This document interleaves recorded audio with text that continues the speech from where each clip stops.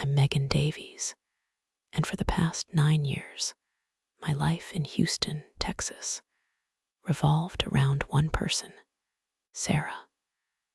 We built a world together, brick by brick, inside our cozy little bungalow, surrounded by the humid air and the distant hum of the city. Our days were filled with comfortable routines, shared laughter over bad reality TV, and the quiet understanding that only comes from growing up alongside someone. We met in college, practically babies, and navigated everything from awkward first dates to graduating into the real world. She was my rock, my confidant, the one I pictured growing old with on our front porch, sipping iced tea in the sweltering Texas heat. 2 months ago, everything felt perfect. Sarah got down on one knee, right there in our living room, surrounded by fairy lights, and the scent of the homemade dinner I'd slaved over. It wasn't some grand public spectacle, just intimate and real, exactly how I'd always imagined it. A tear slipped down my cheek as I said yes, and the weight of the engagement ring on my finger felt like a promise, a tangible symbol of our unbreakable bond. We toasted with cheap champagne, giggling like teenagers, utterly convinced that our future was set in stone. The engagement, I thought, had deepened our connection, weaving our lives even tighter together. I felt a sense of peace I hadn't known before, a true feeling of finally, this is it. I was so incredibly wrong. The unraveling started subtly, a barely perceptible thread coming loose. Sarah was a little more distant, a little more preoccupied. I dismissed it as wedding stress, or maybe just the natural ebb and flow of a long-term relationship. We'd always been good at communicating, or so I believed. So when I noticed her quietness, I just tried to be more supportive, to take more off her plate. I told myself it was love, that I was being a good partner. Oh, the irony. The bomb dropped on a Tuesday afternoon. My phone buzzed with a text from a mutual friend, Chloe. Chloe and Sarah had been close since high school, a trio of friends who always had each other's backs. The text was vague, asking if I was free to talk, urgent. My stomach clenched. Something felt off. When she called, her voice was shaky, hushed. She beat around the bush for a few minutes, asking about my day, the weather, anything but the real reason she called. Finally, she took a deep breath and just blurted it out. Sarah had cheated. The words hung in the air, echoing in my ears, making my head spin. It felt like a bad dream, a cruel joke. What are you talking about? I managed, my voice barely a whisper. Chloe told me everything. A few weeks ago, at a party, Sarah had been drunk, apparently very drunk. She'd hooked up with someone I knew. Chloe's brother, Mark, who I'd seen at countless family gatherings, who always seemed so quiet and unassuming. The image of Sarah, my Sarah, with him made my stomach churn. I hung up, my hands trembling, the phone slipping from my grasp and clattering to the floor. My world, which had felt so solid just moments before, shattered into a million sharp pieces. Every memory, every shared laugh, every quiet moment felt tainted, twisted into something ugly. I felt cold, even in the humid Texas air, a chilling emptiness spreading through my chest. When Sarah walked through the door that evening, humming a tune, her usual cheerful self, I couldn't even look at her. The sight of her made my skin crawl. "We need to talk," I said, my voice flat, devoid of emotion. She must have sensed something was terribly wrong because her smile faltered. I confronted her, my voice rising with each word, the pain and betrayal lashing out. "Chloe told me," I choked out, tears finally blurring my vision. "About Mark." Her face drained of color. The humming stopped. For a moment, she just stood there, frozen, like a deer caught in headlights. Then the tears started, hot, fast, and seemingly endless. She stammered out excuses, a torrent of desperate apologies. "I was drunk, Megan, so drunk. It was a mistake. I never meant for it to happen." She swore it was a one-night stand, a moment of weakness, fueled by alcohol and a sudden, inexplicable curiosity about what sex would feel like with someone else.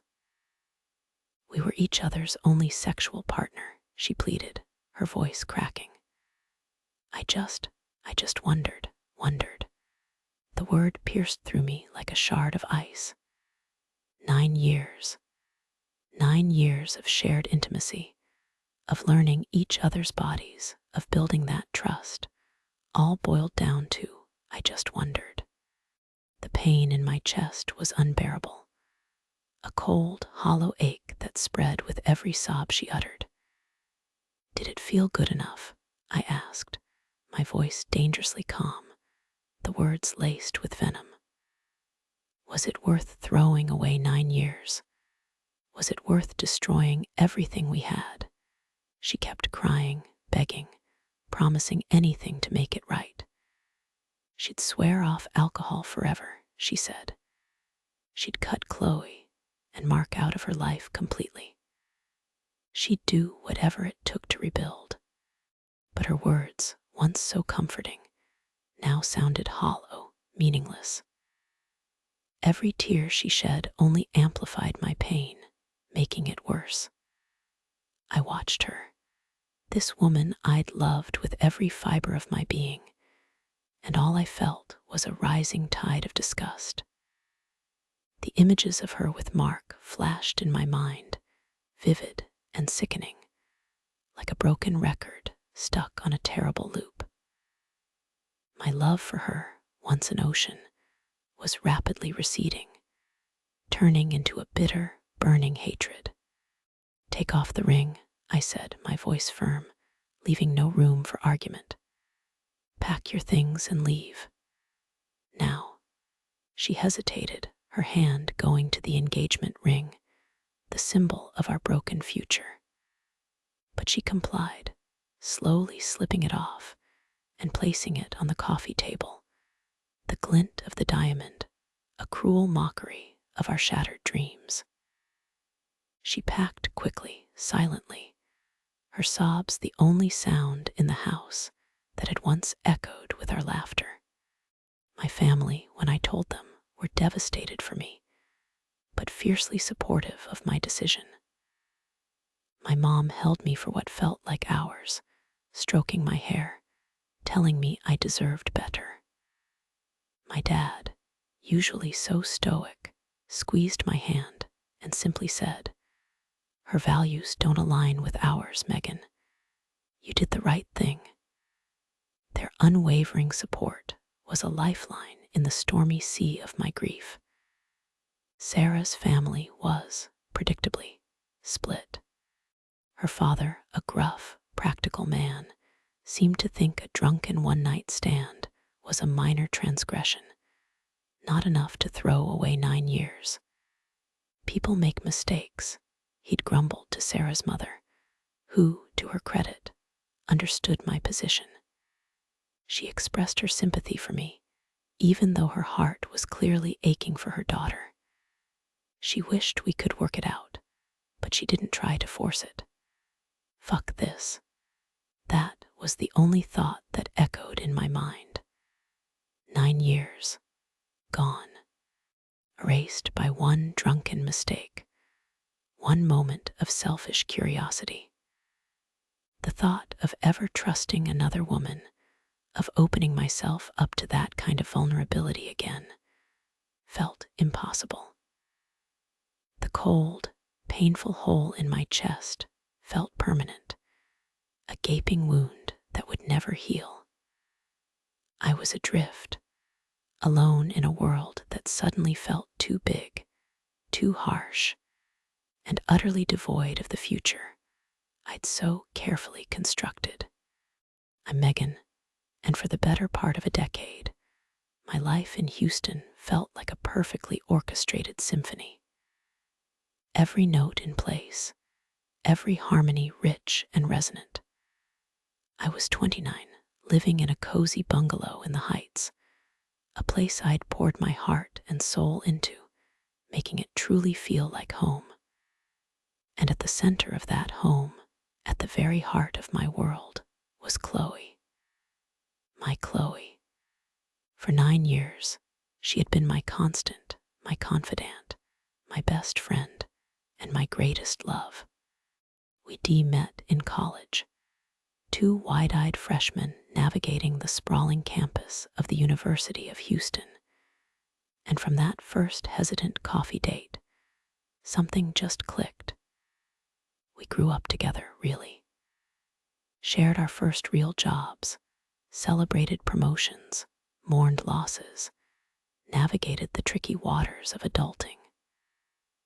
We were each other's first, everything first serious relationship, first live-in partner, first and only sexual partners. That was a big deal for us, a sacred bond we often talked about, something that made our connection feel even more profound, more unique. Our lives were intertwined, a beautiful tapestry woven with shared memories and future dreams. We'd spend weekends exploring the sprawling parks, trying out new restaurants, or just lounging on the porch swing, talking for hours about nothing and everything. Houston was our playground, our sanctuary. I worked as a graphic designer, pouring my creativity into branding and marketing campaigns. And Chloe was a teacher, nurturing young minds with a passion that always made me admire her.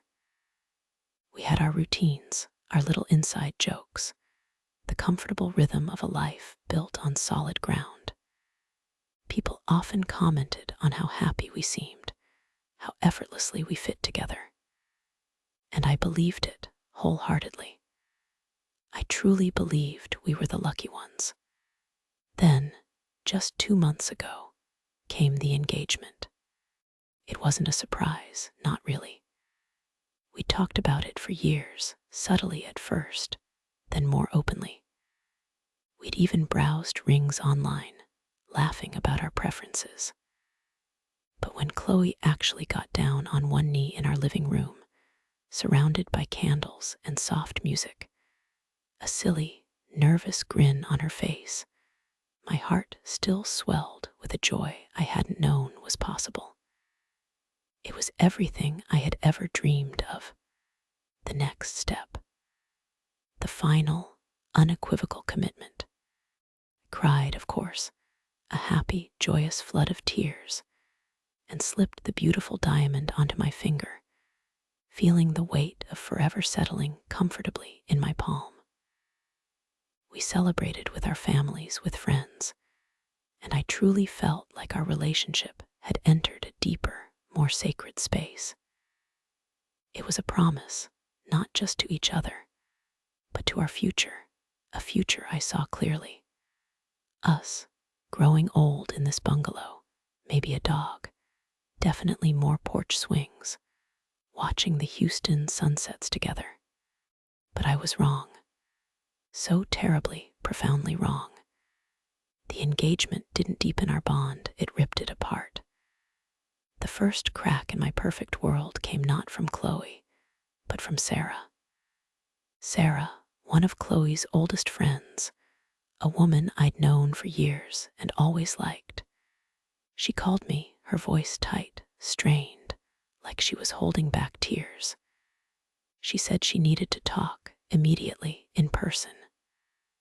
My stomach clenched. I knew instinctively something was wrong.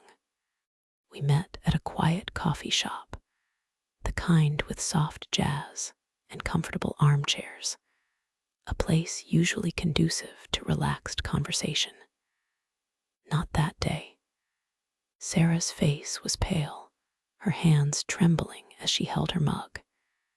She looked at me, her eyes filled with a mixture of pity and guilt, and then she just blurted it out, the words tumbling over each other in a rush, as if she couldn't hold them in any longer.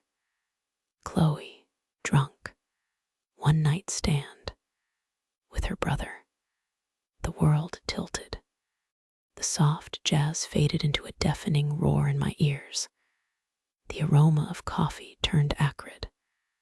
I felt a cold shock, like a bucket of ice water had been dumped over my head. My first thought was disbelief. No, not Chloe, not us. Not after 9 years. Not after the engagement. But Sarah kept talking, her voice low and apologetic, detailing what she knew, how she'd found out. Her brother Luke had been bragging, casually dismissing it, and Sarah had overheard. She couldn't live with herself, knowing. As she spoke, the ice turned to fire, a burning inferno of betrayal and rage. The images started to form in my mind, sickening and vivid, even without details. Chloe with someone else. Luke, Sarah's brother. The casual cruelty of it, the disregard for everything we were. I remember getting home, the drive a blur. The key felt heavy in my shaking hand as I unlocked the door to our home. The home that no longer felt like mine, no longer felt safe. Chloe was there, oblivious, humming as she watered the plants. The sight of her, so normal, so serene, ignited a fresh wave of nausea. I confronted her, the words tasting like ash in my mouth. Sarah told me. I managed to choke out, my voice raw. Chloe froze, the watering can clattering to the floor. Her face went from placid to panicked in an instant. The denials, the immediate, frantic apologies. And then the excuse. The one that tasted like a fresh slap across the face. I was drunk, Megan. So drunk. And I was just curious. You know, we've only ever been with each other. I wondered what it would be like. Curiosity. Drunkenness.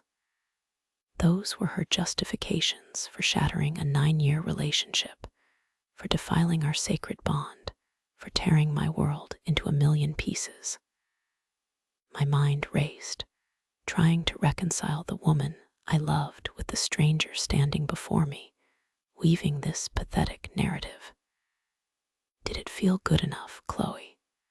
I asked, the question a whisper, yet laced with a venom I didn't know I possessed.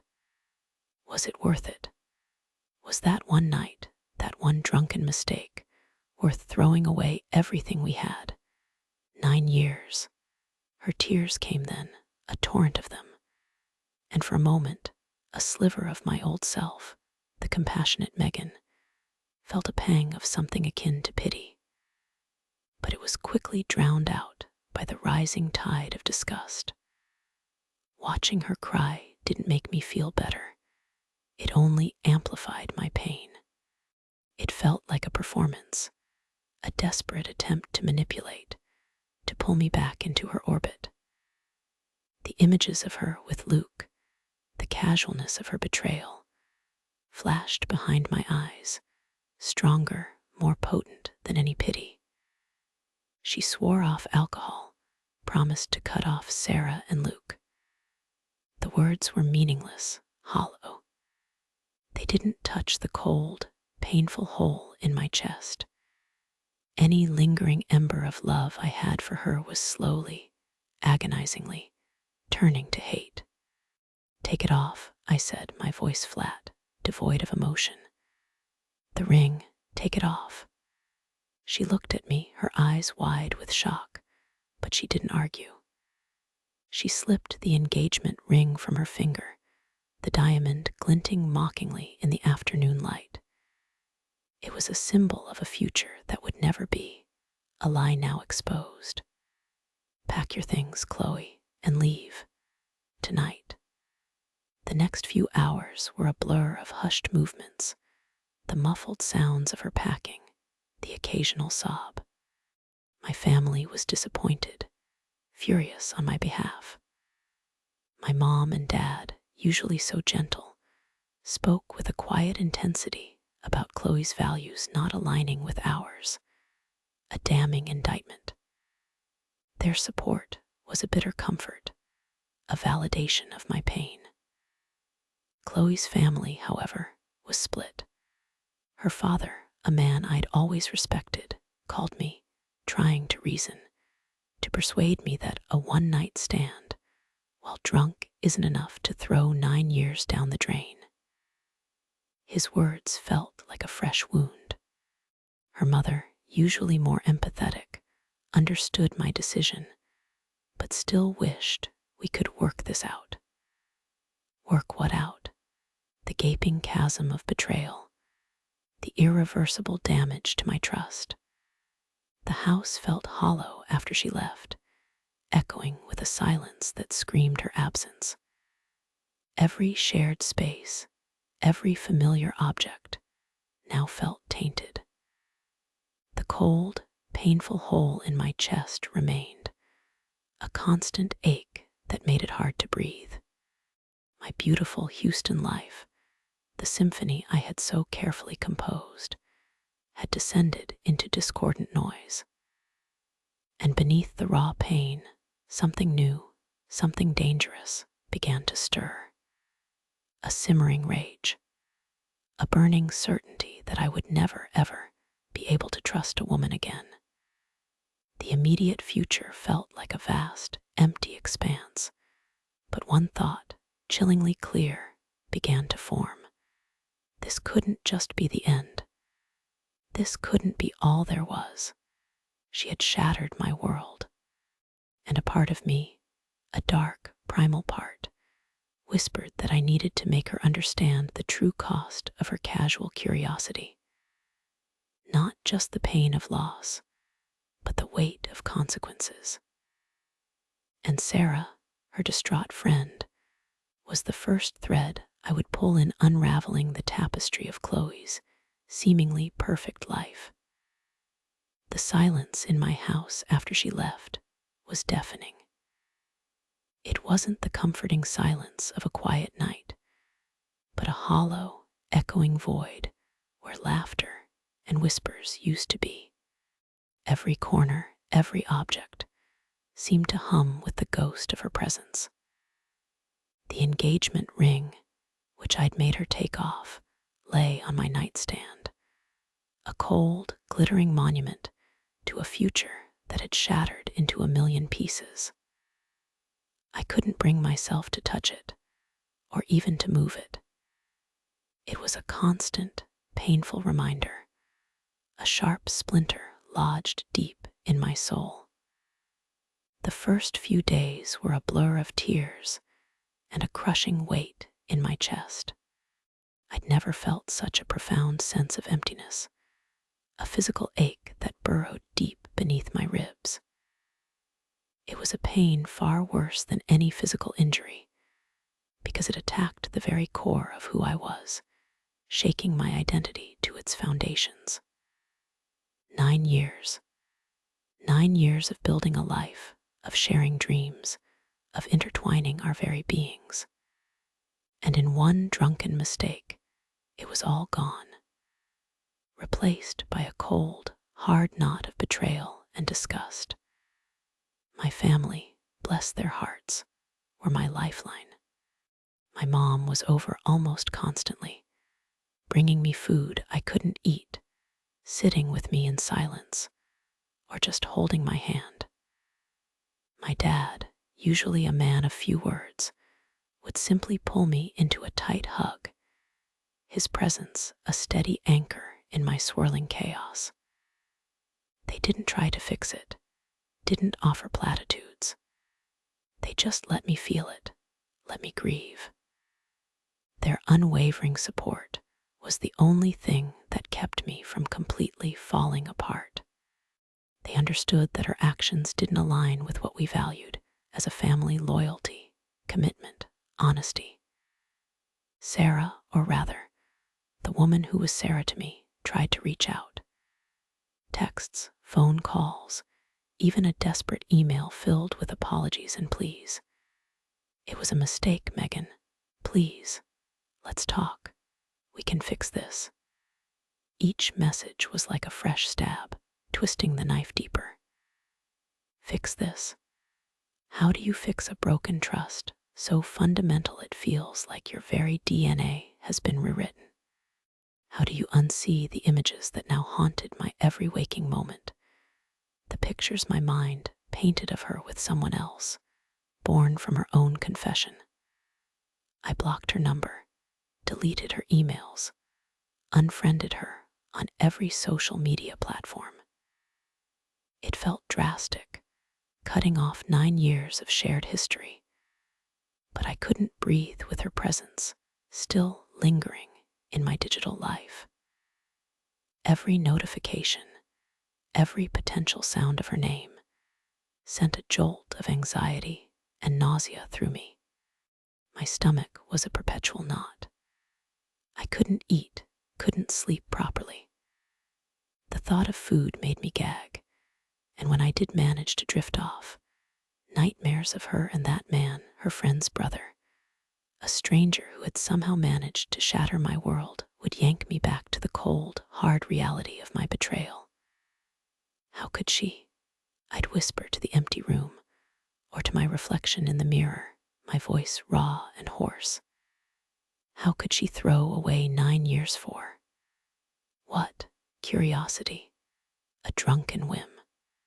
The questions gnawed at me, relentless. Her excuse, that she was drunk and wondered what sex with other people would feel like, was a poison that seeped into every cell of my body. It wasn't just the act, it was the casual, almost exploratory nature of it, as if our shared intimacy, our exclusive bond, meant so little that it could be discarded on a drunken whim. We were each other's first, each other's only. That was supposed to be special, a unique thread woven into the fabric of our relationship. Now it felt like a joke, a naive fantasy I'd clung to while she secretly harbored desires for something more. The grief, though still present, began to curdle. It didn't just sit in my chest anymore, it started to fester, transforming into a bitter, icy anger. The pain was still there, a constant throb, but it was now laced with a powerful, burning indignation. I started to replay our entire relationship in my head, searching for clues, for moments I might have missed. Had she always felt this way? Was I a fool, blind to the signs? The questions were endless, and the answers, or lack thereof, only fed the growing rage.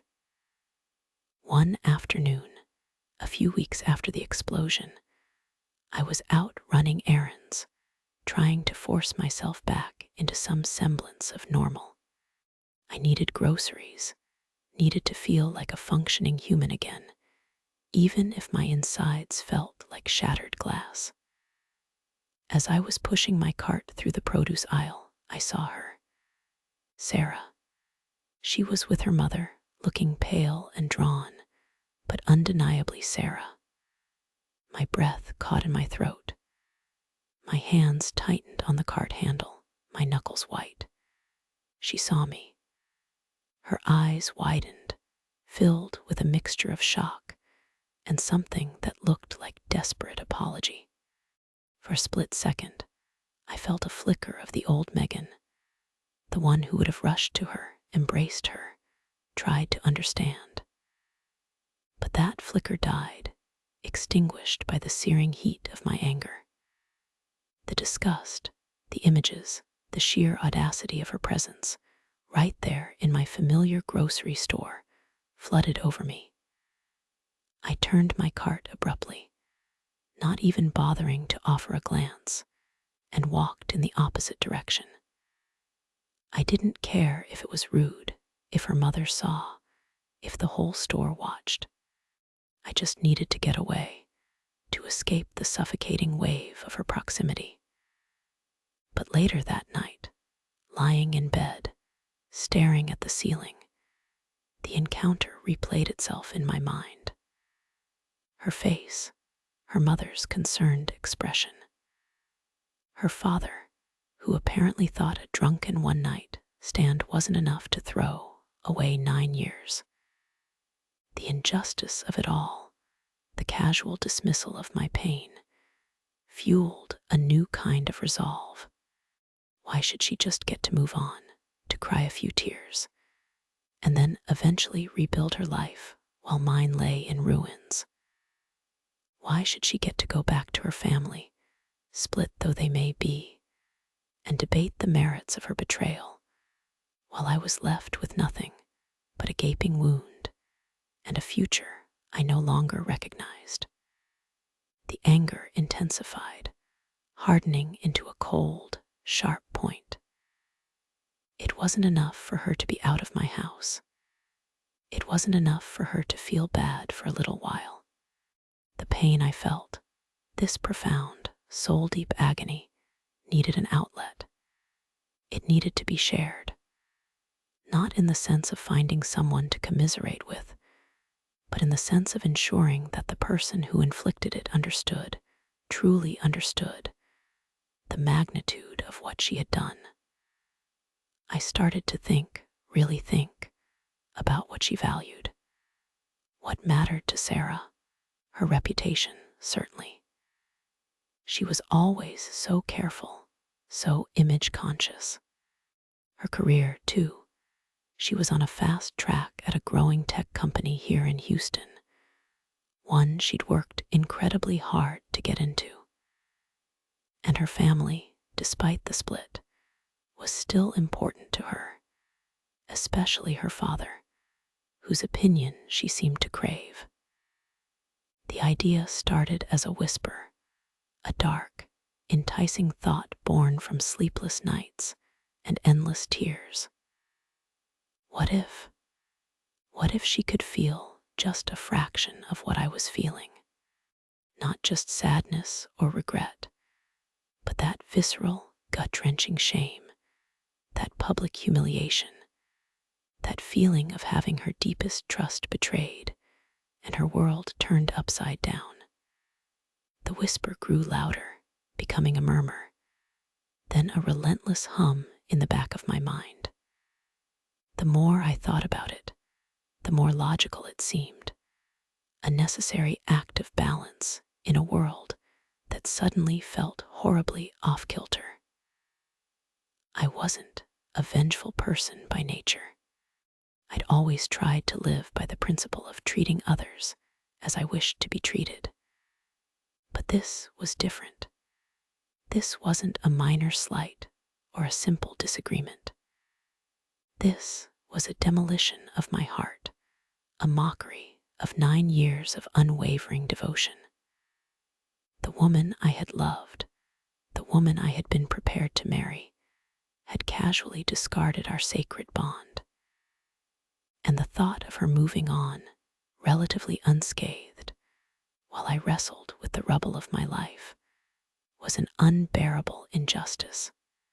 I began to research, quietly, discreetly. Not about Sarah directly, not yet, but about public records, online forums, the digital footprints people leave behind.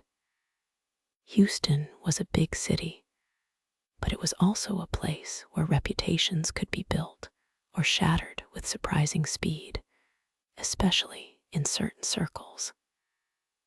I remembered conversations with Sarah, throwaway lines about work colleagues, about her boss, about industry events, small, seemingly insignificant details that in my new, warped perspective began to take on a sinister potential.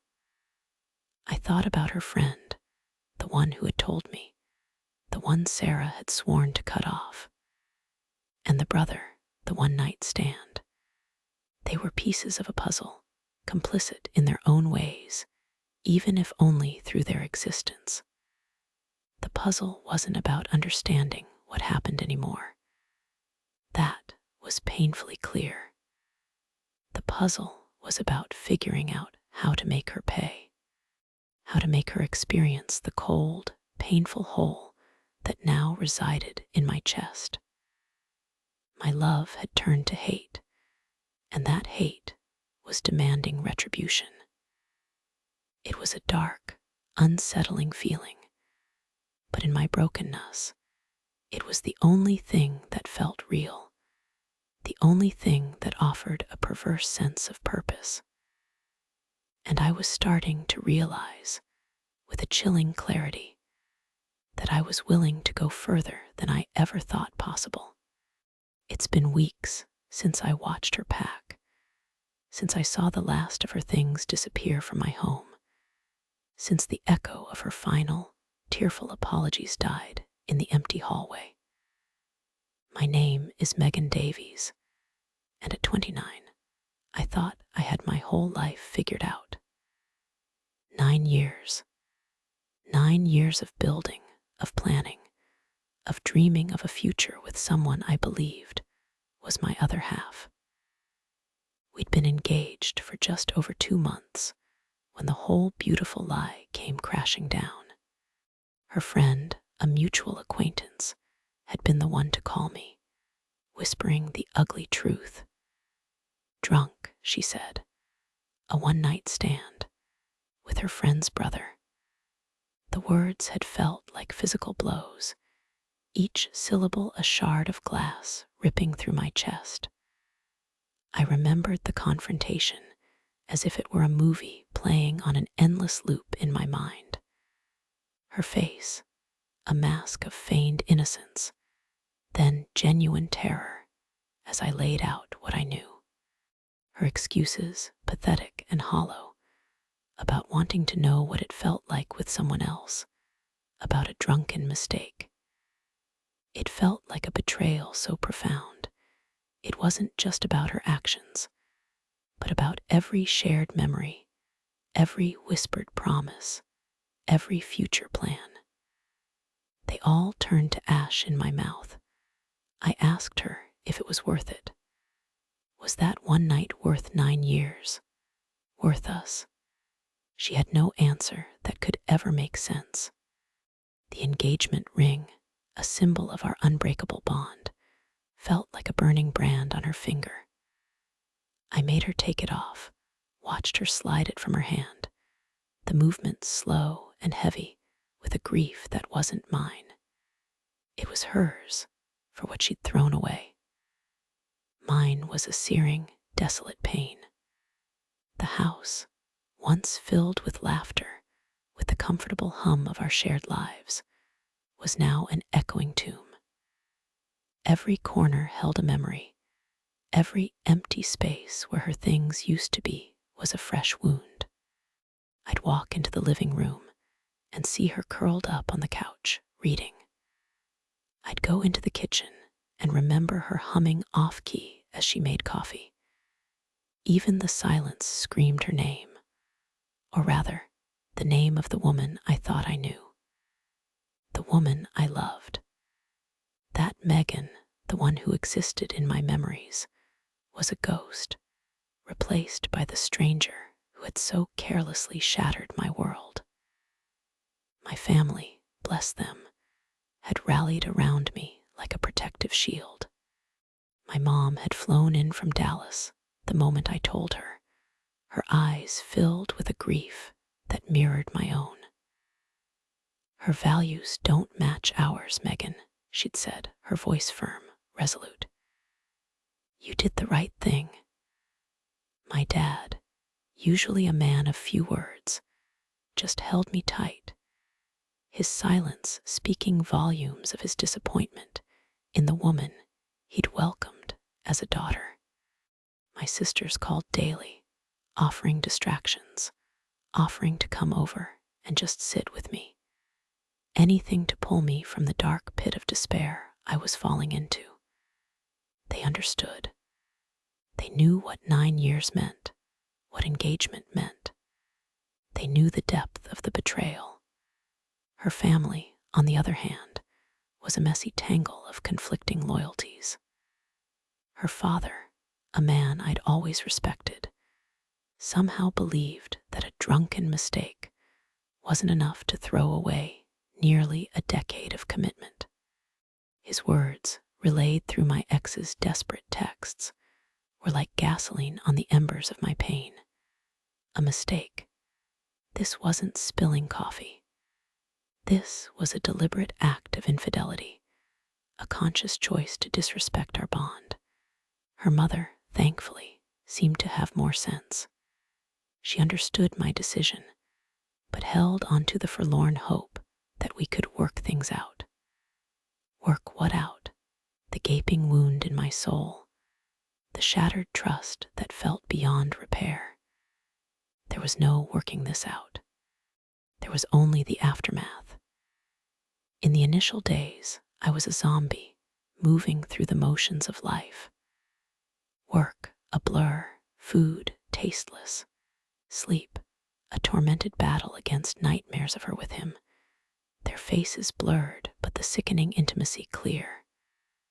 I lost weight, my clothes hanging on me, a physical manifestation of the hollowness inside. Friends would come over, try to cheer me up, but their words felt distant, their efforts futile.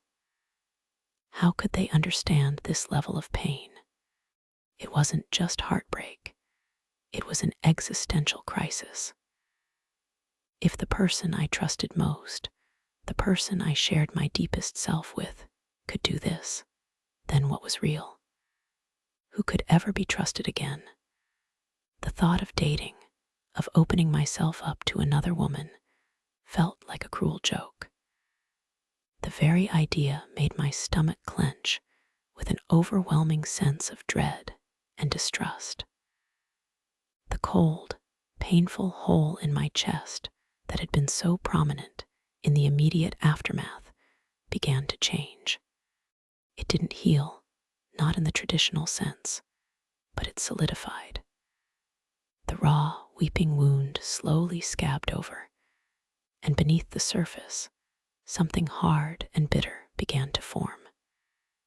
It started subtly, a flicker of resentment whenever her name was mentioned, a tightening in my jaw when I accidentally saw her picture online. Then it grew, feeding on the endless replays of her tearful, unconvincing apologies, on the arrogance of her father's dismissal of my pain, on the image of her with that other man. The disgust I felt when I looked at her, the one that had been stronger than my pain in those final moments, morphed into something darker, more potent, hatred. It was a cold, quiet hatred, not a fiery, explosive one. It didn't consume me with rage, but rather with a chilling clarity. It was the kind of hatred that settled deep in your bones, that made you see the world through a different lens, a lens that focused on imbalance, on injustice, on the need for equilibrium. She swore off alcohol. She promised to cut off her friend and her brother. Empty gestures, I realized, now that the fog of immediate heartbreak had begun to lift. Those promises were not for me. They were for her own desperate attempt to salvage her image, to escape the consequences of her actions. They did nothing to soothe the gnawing ache in my heart, the one that was slowly, but surely, turning to stone. The love I had felt for her, so deep and encompassing, was twisting into something venomous. Houston, a city of endless possibilities, suddenly felt small and stifling. Everywhere I went, I felt like I was running into ghosts, or rather, the ghost of the life I had planned.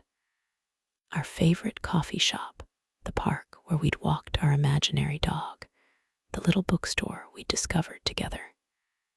Each place was a painful reminder of what was lost. I needed to move, to breathe, but more than that, I needed to understand. Not just why she did it, but how I could reclaim myself from the wreckage, how I could take back the power she had stolen, the future she had derailed. I started spending my evenings online, not looking for comfort, but for answers.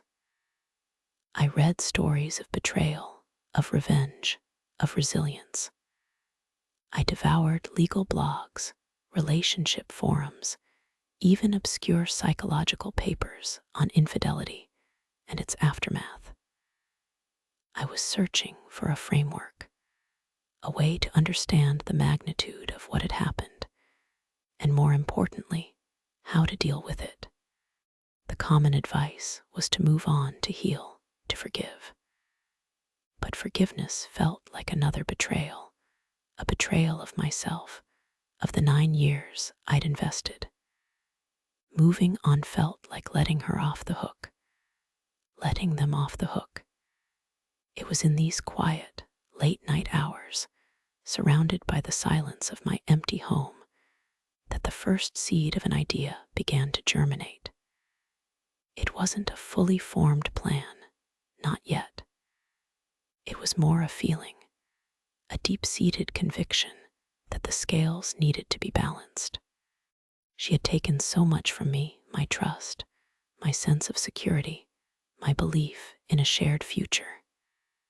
She had left me with a heart that ached and a soul that felt scarred. Her drunken mistake, her curiosity about other people, had ripped apart my carefully constructed life. And for that, there had to be a consequence. Not just for her, but for him too, the brother of her friend, the casual participant in the destruction of my world. The idea was a slow-burning ember, a warmth that started deep within the cold void in my chest. It wasn't about violence or destruction in the physical sense. It was about something more insidious, more fitting. It was about exposing truth, about dismantling lies, about making sure that the casual disregard they had shown for my feelings came back to haunt them. It was about poetic justice, a reckoning that would not only bring me a sense of peace, but would also serve as a stark reminder that actions have consequences. The tears I'd cried had dried, replaced by a steely glint in my eyes. The pain was still there, a dull throb beneath the surface, but it was no longer paralyzing. It was motivating. It was fuel. I was Megan Davies, and I was going to get my life back, but not before I made sure they understood the true cost of their mistake. The initial thoughts of despair and hopelessness were slowly, but surely, giving way to a chilling determination. I would find a way. I'm Megan Davies, 29 years old, and Houston, Texas, was supposed to be the city where my future unfolded perfectly. For 9 years, my life revolved around Sarah. 9 years. That's almost a third of my life, built brick by careful brick, a foundation so solid I never once questioned it. We met in college, 2 wide-eyed girls navigating the sprawling campus, and we clicked instantly. Sarah, with her quick wit and infectious laugh, felt like the other half of my soul.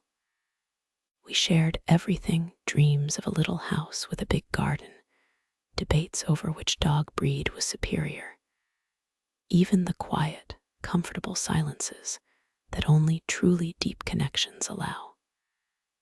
2 months ago, she knelt, a nervous tremor in her voice, and asked me to marry her. That shining diamond on my finger felt like the culmination of everything we'd worked for, a promise etched in forever. I felt our relationship deepen, a new layer of intimacy settling over us, a quiet understanding that we were truly meant to be. I was wrong, so achingly, devastatingly wrong. The call came from Amy, one of Sarah's oldest friends. Amy's voice was tight, strained, like she was forcing the words out. She started with apologies, with how she hated being the one to tell me, but she couldn't stand by. My stomach dropped even before she finished. Sarah, Amy said, had cheated, a one-night stand, with Amy's own brother. My world, the one I had meticulously built and believed in, didn't just crack, it shattered into a million irreparable pieces. Confronting Sarah felt like walking into a nightmare. She was sitting on the couch, fidgeting, already looking guilty before I even spoke. The words tasted like ash in my mouth. Amy told me, I managed, my voice thin, unrecognizable. Sarah's face crumpled, tears welling up in her eyes, a performance that instead of softening my heart, filled it with a cold, cutting disgust. Her excuse was a pathetic, predictable cliché. She was drunk. She claimed we'd been each other's only sexual partners, and she was curious, wondering what sex would feel like with different people. In a drunken lapse, she'd made a mistake. A mistake. My entire 9 years, our future, our engagement, reduced to a mistake. Did it feel good enough? I asked, the words hollow, echoing in the silence between us. Was it worth throwing away 9 years? The image of her with someone else, with Amy's brother, a man I'd seen at countless family gatherings, flashed behind my eyes. It was a searing, burning brand on my soul. My heart ached, a cold, painful hole tearing through my chest. Watching her cry, the pathetic sobs shaking her shoulders, only amplified my pain, twisting it into something sharper, more acidic.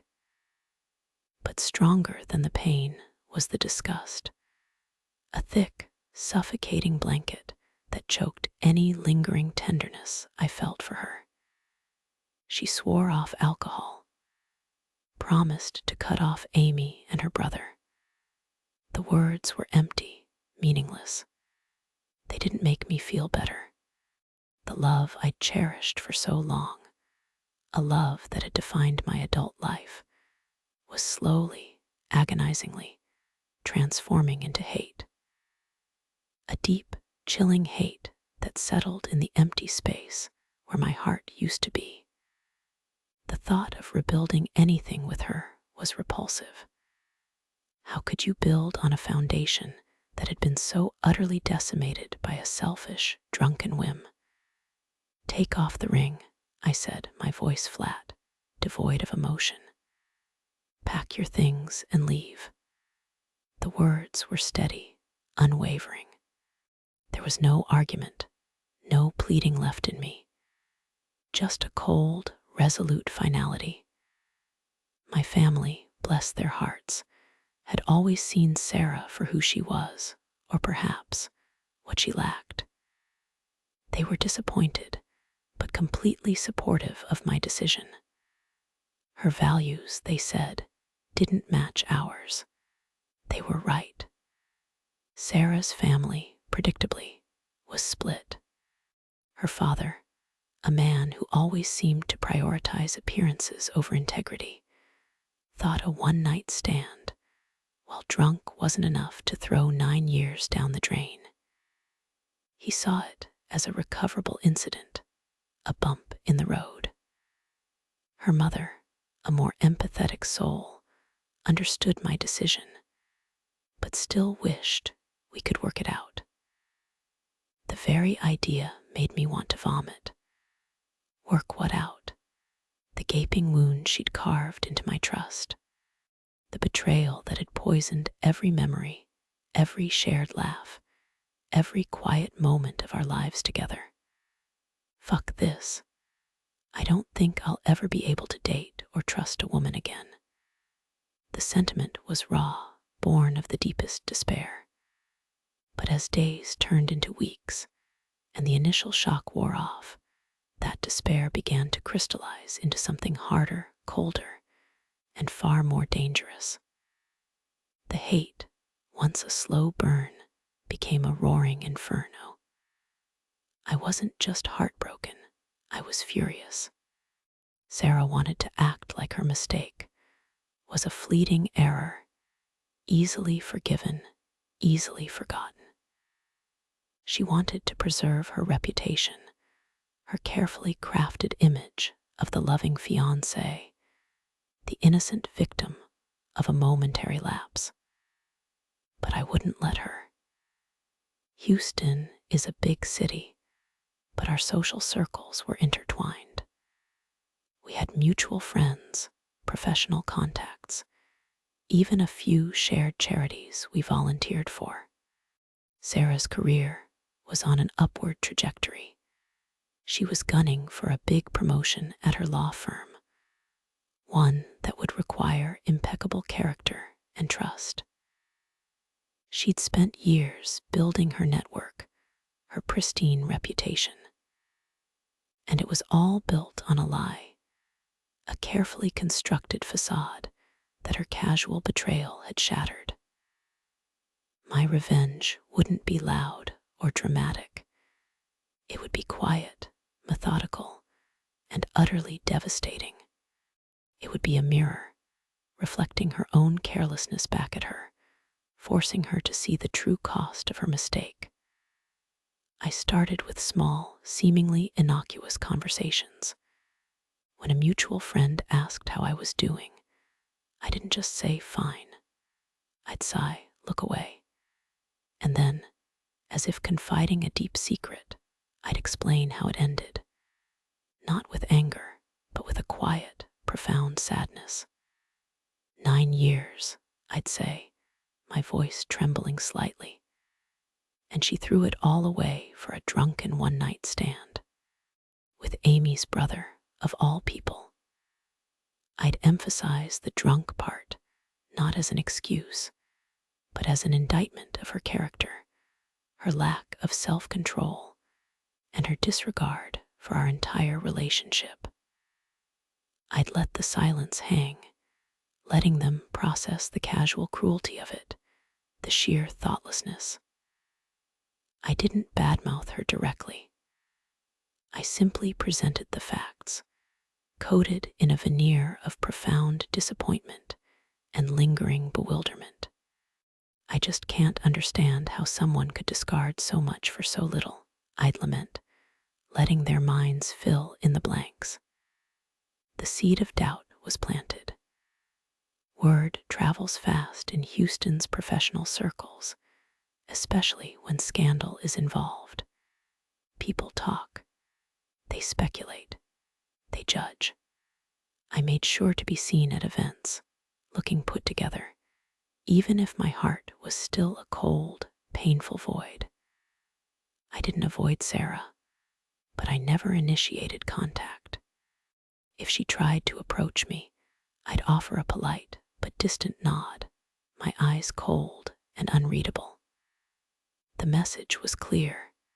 There was no going back, no reconciliation, nothing to salvage. Then came the emails.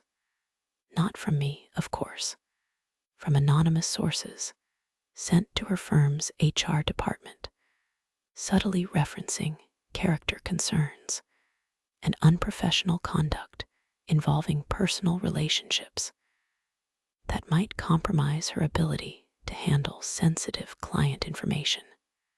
No direct accusations, just enough smoke to warrant an investigation. Her promotion, which had seemed a certainty, suddenly stalled. Her colleagues, who had once admired her ambition, started looking at her differently. The whispers began, the knowing glances, the careful distancing. The final stroke of my quiet revenge came months later when Amy, Sarah's former friend, reached out to me. Amy, horrified by her brother's involvement and disgusted by Sarah's continued attempts to minimize the situation, was tired of being caught in the middle. She asked if I still had Sarah's old college journals, the ones where Sarah had meticulously documented her crushes, her insecurities, her deepest desires. The ones where she'd often written about her desire for a perfect life, a perfect partner, and how she'd often considered herself above the mundane temptations of others. A perfect picture of hypocrisy. I did. They were still in a box in my attic, forgotten relics of a bygone era. I sent them to Amy anonymously with a single, untraceable note. Perhaps these will help her remember who she truly is. Amy, understanding the unspoken implication, knew exactly what to do. She left them on Sarah's desk at her firm during a late-night work session, along with a printout of an old text message from Sarah, sent after the engagement, gloating about how she finally had everything she wanted and how she was too smart to ever mess it up. The fallout was spectacular. The journals, filled with her carefully constructed self-image and her disdain for others, weaknesses combined with the text message, painted a damning picture. They circulated, not widely, but enough within her immediate professional circle to shatter her reputation completely. The promotion went to someone else. Sarah found herself ostracized, whispered about, and ultimately unable to secure another position in a reputable firm in Houston. She became a pariah, isolated, her meticulously built career crumbling around her. I never saw her again after she moved out of my house. But sometimes, when I'm driving through Houston, I hear a snippet of gossip, a passing comment about that Sarah Davies who ruined her career. A small, cold smile touches my lips. The pain is still there, a phantom ache, but it no longer consumes me. The cold hole in my chest has been filled, not with love, but with the quiet satisfaction of a justice served, a revenge that was as precise and as devastating as the betrayal itself. She threw away 9 years for a moment of drunken curiosity, and in return, I ensured she lost everything that truly mattered to her, her reputation, her career, and the respect of everyone who ever mattered. It wasn't just a breakup, it was an annihilation. And finally, I could breathe again.